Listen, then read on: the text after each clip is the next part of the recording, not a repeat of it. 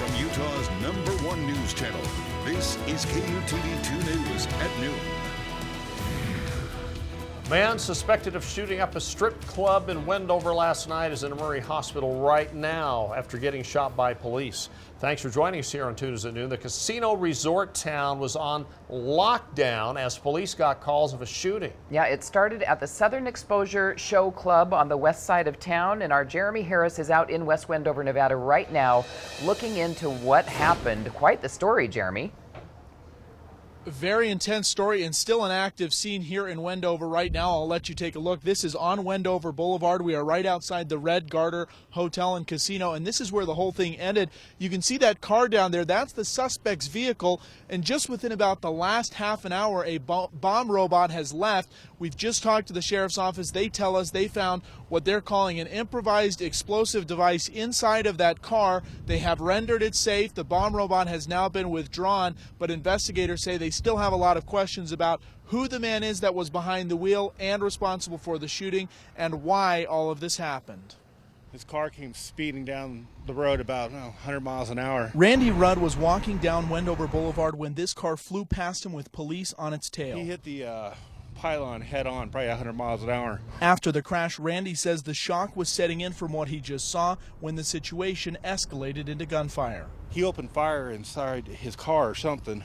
Then the cops pulled the ARs out and lit him up, and it just happened so fast. It was a trip. The suspect was hit by police bullets, then taken to the hospital. West Wendover police say the incident started at the Southern Exposure Club. A man was inside and fired a gun. Responding officers saw him driving away from the scene. That's where the chase began. Now they've closed down the road as they continue to process evidence. We are very fortunate that no one was hurt more seriously than they were. In speaking with sheriff's officials here, they say none of the officers were hurt. Nobody down at the Southern Exposure Show Club was hurt. But they say right now their question is, who is their suspect? They have not been able to get an identification from him. He, we are told, is still in the hospital in Murray. Now, investigators here say the car was registered out of Ogden. They're now working with Ogden police to try and find out who this person is.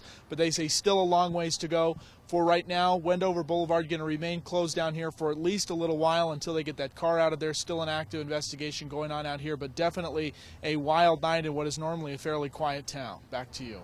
Now, the casinos were on lockdown for a while. They're not on lockdown anymore, are they?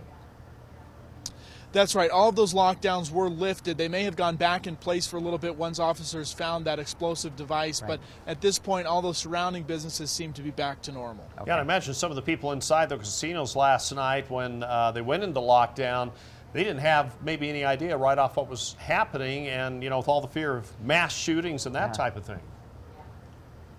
Sure, and certainly down at the show club, that was also an intense scene last night, according to police.